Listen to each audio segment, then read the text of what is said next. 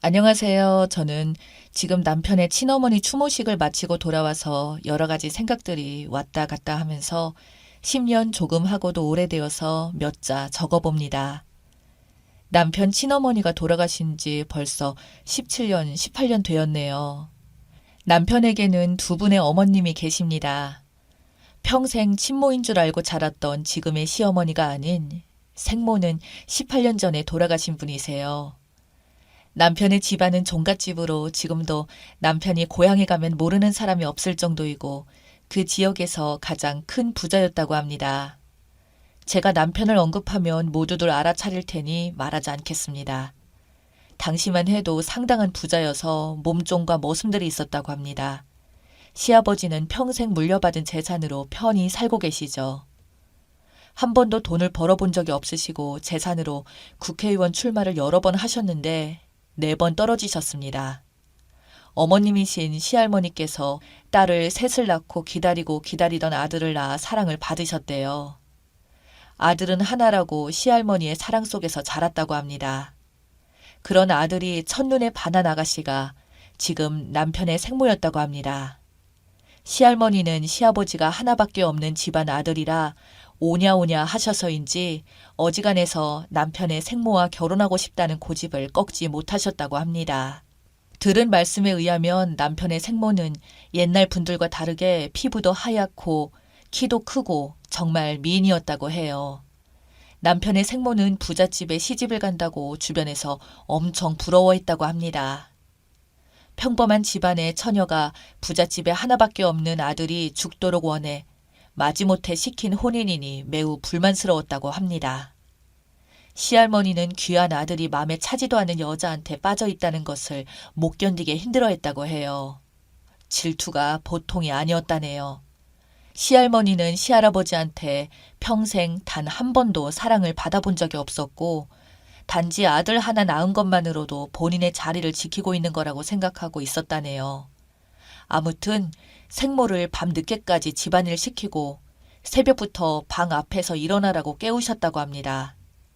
자기 아들인 신랑과 잠깐이라도 함께 있는 것을 보면 질투해서 안으로 끌고 가서 집안일 제대로 안 하고 있다고 수시로 뭐라고 하셨다고 해요.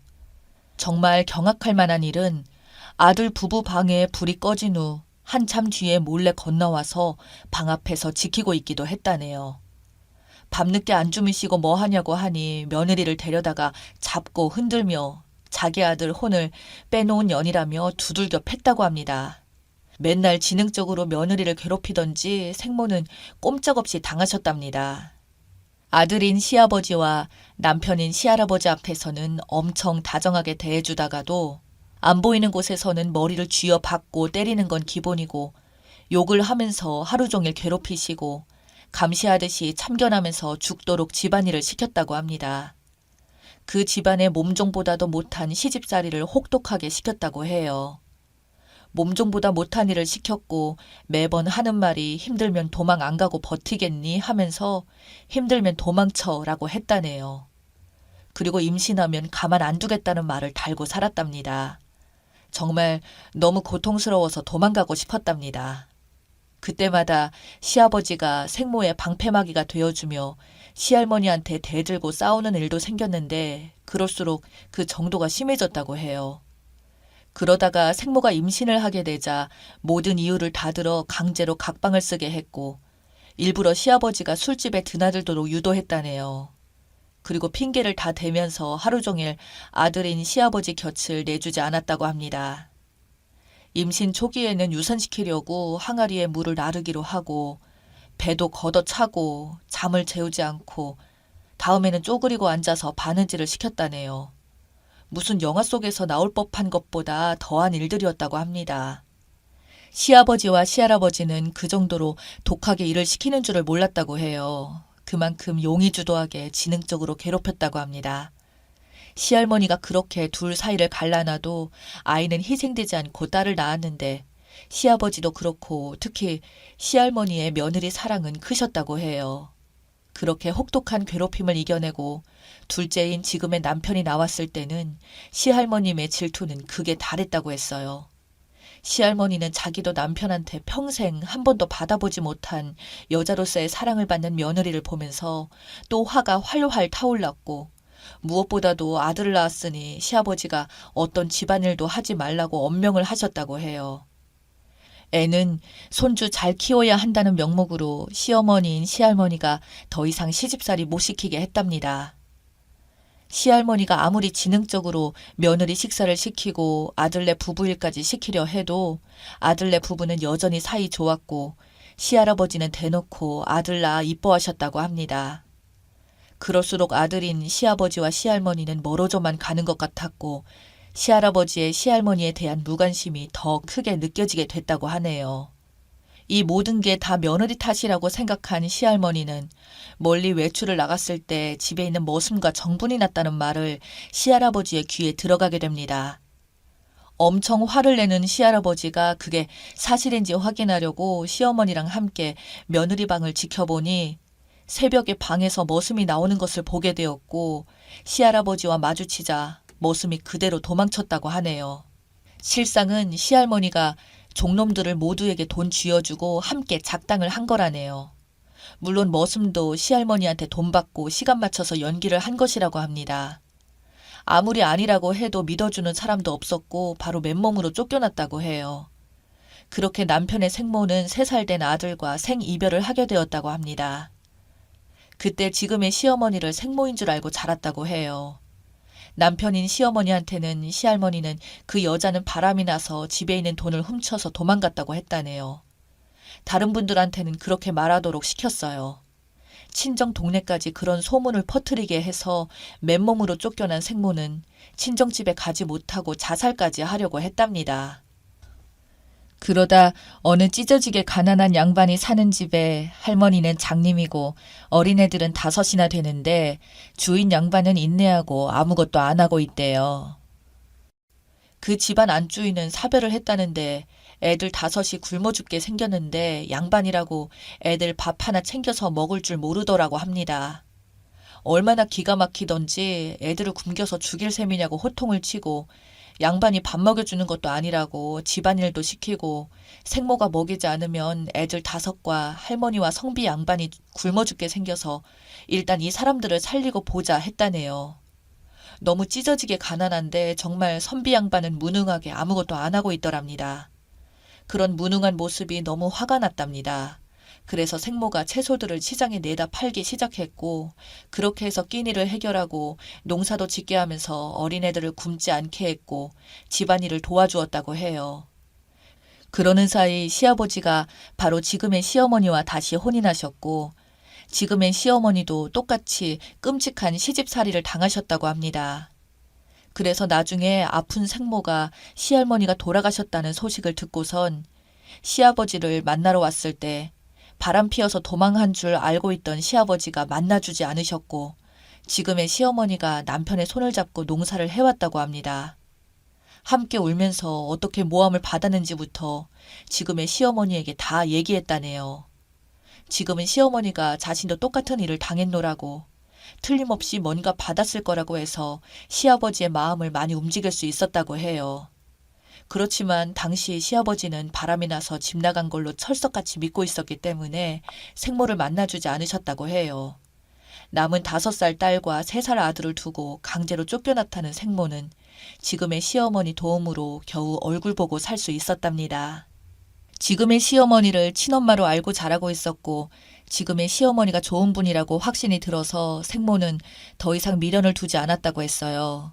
그리고 남편인 시아버지가 아직도 바람이 나서 집을 나간 걸로 알고 있어서 가슴 아팠지만 지금의 시어머니가 믿어주니 조금의 위로는 됐다고 합니다. 그렇게 가슴 한켠에 아픔은 묻어두고 남편의 생모는 더 이상 아들과 딸을 찾지 않았다고 합니다.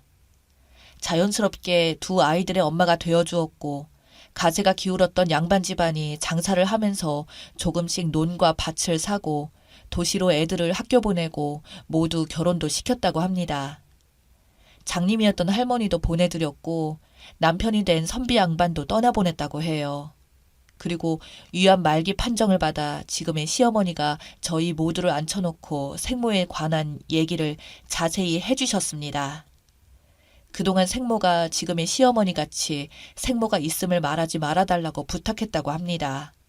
그리고 남편에게는 억울하게 모함을 받아서 자식들과 생이별을 하고 어떻게 그 세월들을 이겨내고 사셨는지 참 불쌍하신 분이라며 살 날이 얼마 남지 않았으니 늦기 전에 너네들이 마지막 자식의 도리를 다 하라고 부탁하셨답니다.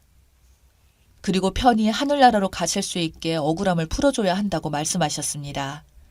시아버지도 고개를 끄덕였습니다. 말기 암 환자로 6개월 선고를 받으셔서 아무도 없는 집에 가고 싶을까 하셔서 시아버지가 살던 동네에 고향집으로 내려와 계셨습니다. 남편과 손잡고 시아버지를 함께 뵈러 가는 내내 조금 긴장이 되더군요. 처음 들었던 남편의 생모 이야기는 마치 영화나 드라마에서 나오는 스토리 아니던가요? 꽃같이 젊은 나이에 말기암 환자임에도 불구하고 꽃처럼 보였습니다. 우리가 왔다는 소식을 접하시고는 누워있다가 벌떡 일어나셨다고 해요. 남편이 어머님께 인사드리겠습니다. 절 받으십시오. 하니 얼마나 우시던지 그냥 와줘서 고맙다고 보고 싶었다고 진심으로 말씀하셨어요. 그리고 시아버지께서 잘못했다고 용서해달라고 엎드려 우셨습니다. 남편 생모는 계속 시아버지한테 지나간 일이었지만 죽기 전에 꼭 내 입으로 말하고 싶다시면서 나는 절대 바람 피어서 집 나간 거 아니라고 거듭 강조하셨습니다. 그리고 시아버지는 고개를 끄덕이시며 아닌 거 안다고 몇 번 강조해서 말씀하셨어요. 말기 암 환자라고 말씀하셨고 지금 아니면 하고 싶은 말을 못할 수도 있다고 생각하셨는지 웃으면서 가다듬고 그동안 하고 싶었던 속의 말을 다 하셨습니다. 그동안 억울해서 가슴에 맺혔던 한이 얼마나 쓰렸으면 저러실까. 저도 눈물이 하염없이 흐르고 모두들 함께 울었습니다. 저와 시누이 그리고 시아버지는 그 고향집에 남아서 남편 생모의 병 간호를 돌아가실 때까지 했고 남편은 직장을 다녀서 주말에만 내려왔습니다. 생모는 너무 행복하고 하고 싶은 말도 다 했으니 죽어도 여한이 없다 하시며 늘 고맙다고 하셨어요. 그런 후 2달 있다가 모두가 지켜보는 가운데 하늘나라로 가셨습니다. 남편 생모의 장남에게 양해를 얻어서 함께 장례에 자리했고 시아버지는 시어머니를 모셨습니다. 그리고 제사는 저희가 직접 지내드리기로 했어요. 2달 동안 돌아가실 때까지 며느리 노릇 할 수 있어서 참 다행이었고 행복한 모습으로 보내드릴 수 있어서 다행이었습니다.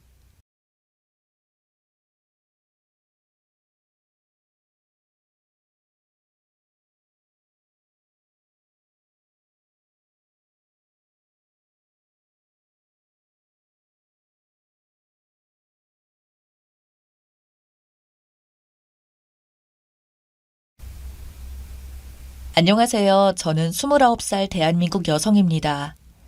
저는 현재 평범한 직장생활 중인 2년차 회사원인데요. 사회로 진출하기 위해서 엄청난 노력을 해야 했어요. 다른 분들도 당연히 엄청난 노력으로 취업에 성공하셨겠지만 저는 다른 케이스로 엄청난 노력을 해야 했거든요. 제가 고등학교 그 유명한 학교폭력 피해자여서요. 평범한 중학교 생활을 기대하고 입학하게 됐던 저는 단 한 명의 주도로 친구들한테 왕따를 당하기 시작했어요. 중학교 때 친구들과 헤어지고 저 혼자 조금 거리가 있는 고등학교에 입학하게 되었고 당시 내성적인 성격을 가지고 있었던 저는 줄 마지막에서 쭈뼛쭈뼛 있었어요. 한 친구가 와서 먼저 말을 걸어줬어요. 대화 내용은 단순했어요. 혼자 왔어? 이름은 뭐야? 중학교는 어디야? 혼자 왜 이렇게 서 있어? 같이 줄 서자. 이런 식으로 친절하게 대해줬어요. 얼굴도 이쁘게 생겼는데 상냥하게 대해줘서 금방 호감 있다고 느꼈죠. 이렇게 입학식은 잘 마무리되었고 저는 이쁘게 생긴 친구와 친해져서 설레는 마음으로 반으로 이동하게 되었는데 이동하는 내내 그 친구는 중학교 친구들이 많이 왔는지 지나가는 애들과 인사를 엄청 나누더라고요. 근데 인사를 나눌 때마다 그 친구가 다른 친구들한테 저를 소개시켜주는데 분위기가 조금 이상했어요. 대충 이번에는 걔야? 헐, 축하한다 친구야. 이런 식으로 절 보며 비웃듯이 지나가더군요. 저는 아무것도 모르고 웃으면서 고맙다고 대답했었죠. 반에 도착해서도 그 친구는 제 옆에 앉았어요. 가방을 푸는데 그 친구가 제 가방을 보고 너네 집 잘 사나 봐? 라는 식으로 말하더군요. 저희 집은 지금도 아버지는 사자 직업에 종사하고 계시고 어머니는 교수이세요. 어릴 때는 집에 잘 사는 것에 대해서 딱히 못 느끼고 있다가 이제 저도 돈을 버는 성인이 되니 그 느낌을 알겠더라고요. 가방도 부모님이 입학 선물로 사주신 거였는데 명품이었던 것 같아요. 그래서 그때도 우리 집 그냥 그런데 왜? 이렇게 대답했더니 그럼 이 가방은 돈 모아서 산 거야? 라고 묻더군요. 그래서 부모님이 사주셨다고 하니까 우와 인연 말하는 것 좀 봐. 잘 사는 거 맞네. 내숭 떠냐? 이런 식으로 말하더라고요. 그래서 순간 제 귀를 의심했어요. 제가 당황하자 애칭이 입에 착착 감기지 않냐며 웃더라고요. 저도 웃을 수밖에 없었죠. 그렇게 뭔가 불편해도 제 의견을 전혀 이야기하지 못했고 자꾸 지나갔어요. 쉬는 시간마다 그의 친구들이 자리를 둘러싸고 있어서 다른 친구들이 피하더라고요. 가끔 화장실을 가거나 그러면 책상에 낙서해두고 쓰레기 올려놓고 가고 이런 식이었어요. 제가 표정이 안 좋아지면 그 여자애는 에이 친구잖아. 이해해주지 뭘 그러냐? 는 식으로 이야기해서 아무렇지도 않게 넘어갔어요. 그렇게 지내다 보니 어느 순간 반 친구들과의 사이는 가까워지기 어려웠고 저한테 말도 잘 안 걸더라고요. 반에서 말 거는 친구는 그 여자일 뿐이었어요. 하지만 그 여자애는 다른 애들이랑도 잘 지내더라고요. 그렇게 그 여자애가 없으면 저는 반에 덩그러니 앉아 있거나 혼자 있는 시간이 많아졌어요. 저는 그때도 뭔가 잘못되고 있는 게 느껴지긴 했지만 그냥 앉아 있었죠. 그런데 시간이 지나면서 점차 제 물건이 없어지더군요. 처음에는 작은 것부터였는데 저는 잃어버린 줄 알고 그냥 넘어간 게 많아서 그때는 뭘 훔쳐가는지 모르고 있었어요.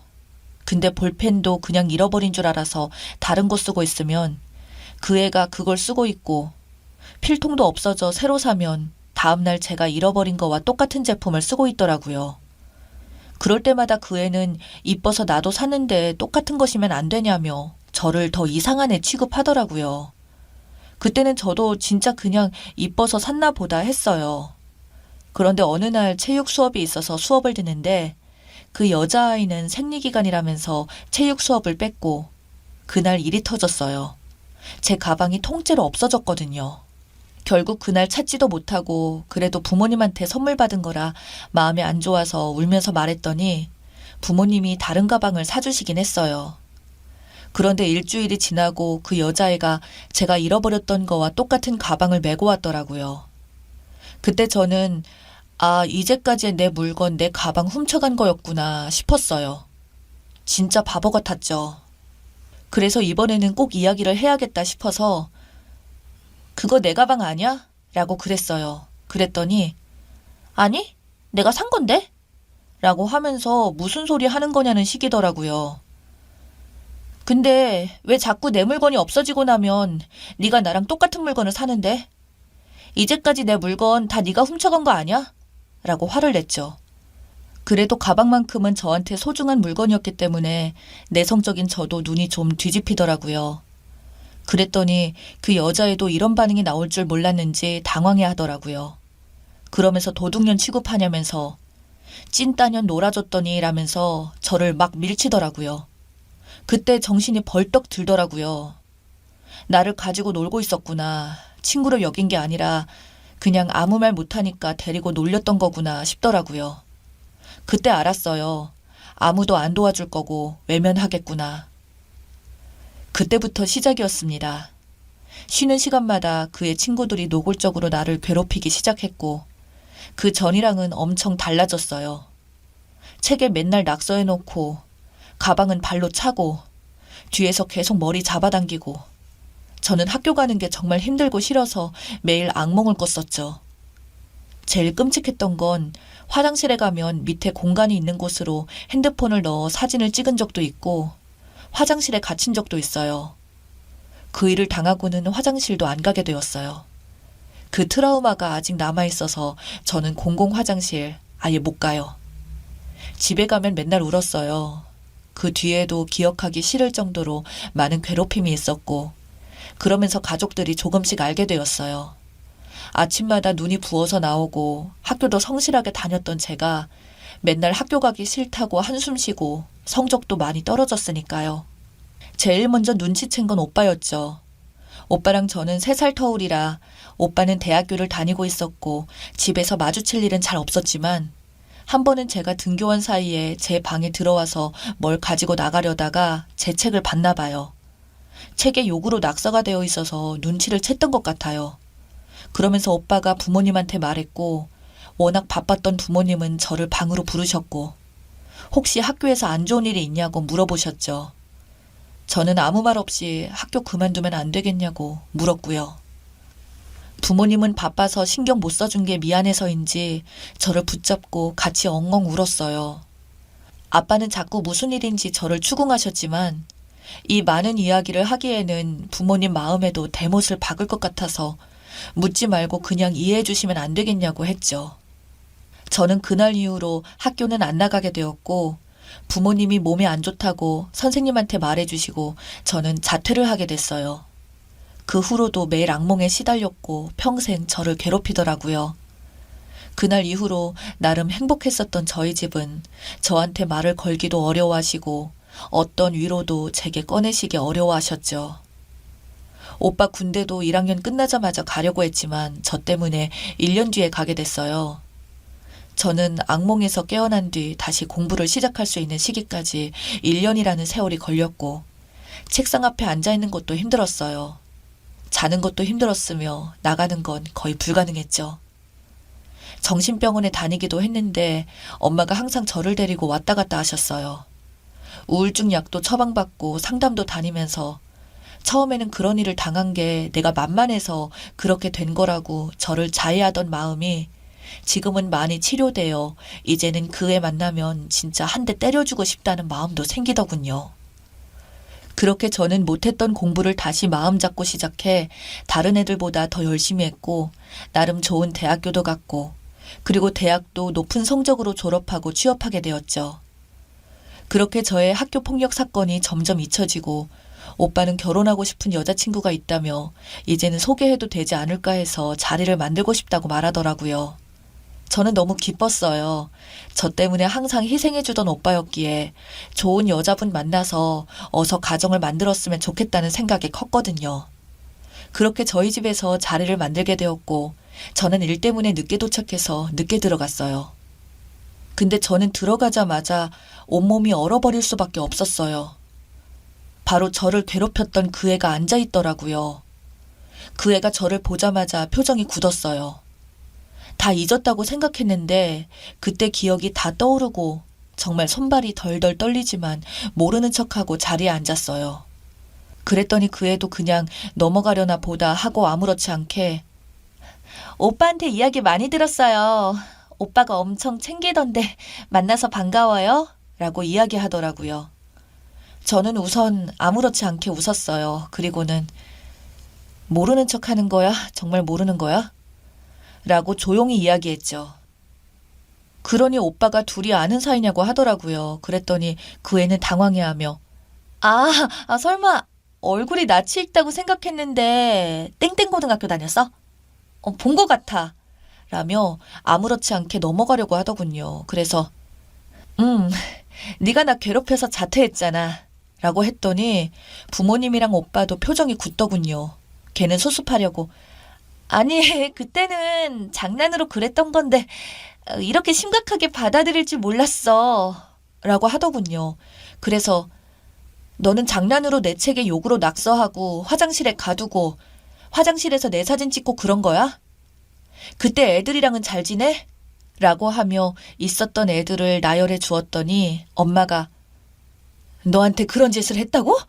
하시면서 그 애의 머리채를 잡더라고요. 저희 엄마가 그렇게 화끈한지는 몰랐어요. 그 애는 오빠를 부르더라고요.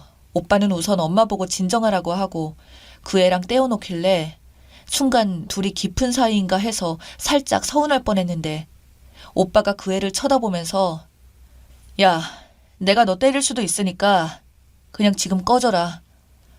없던 일로 하자. 라고 했고 그 애는 지금도 나름 오빠를 믿고 있었는지 울먹거리며 짐 챙겨서 나가는데 그 뒷모습이 그렇게 처량하지 않을 수가 없더군요. 오빠한테 어떻게 만나는지 물어보니 자기 회사 사무실 직원이라고, 아마 내일 출근 안 할 것 같다고, 새로 뽑아야 하겠네 이러면서 제 등을 토닥이고 나가더군요. 부모님들은 큰일 날 뻔했다고, 며느리 잘못 들일 뻔했다면서 안도하시면서 잘 극복해줘서 고맙다고 이야기해 주시더군요. 그 애는 진짜 그 다음날 회사에 못 나왔고 회사 동기들 사이에서 소문이 쫙 나서 얼굴도 못 들고 다닌다고 하더라고요. 오빠는 현재 엄청 좋은 올케 언니와 결혼 예정일 받아서 알콩달콩 잘 지내고 있습니다.